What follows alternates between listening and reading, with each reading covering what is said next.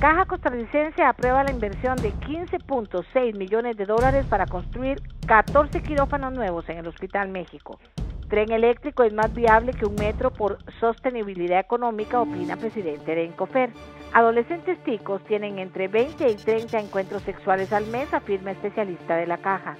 Ampliación de 2 carriles en Puente La Platina iniciará en noviembre, afirma ministro del MOP. Buenos días. Estas son las noticias más importantes para iniciar la mañana de hoy, viernes 19 de septiembre. La Junta Directiva de la Caja aprobó la tarde de este jueves una partida de $15.6 millones para construir 14 nuevos quirófanos en el Hospital México. Con la aprobación del proyecto se espera poner fin a la crisis que enfrenta este hospital tras el cierre de sus 14 quirófanos desde el pasado 1 de agosto por problemas en la instalación eléctrica de las salas que ponían en riesgo el uso de equipos médicos y la salud de los asegurados.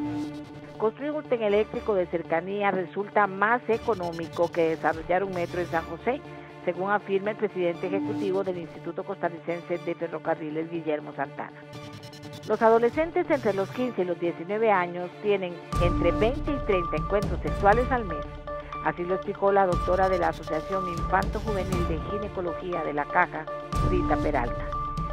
La construcción de 2 nuevos carriles, uno por cada sentido en el puente sobre el río Virilla, conocido como La Platina, iniciará en noviembre, luego de que la Junta Directiva del Consejo Nacional de Vialidad aprobó esta ampliación en la sesión de este miércoles.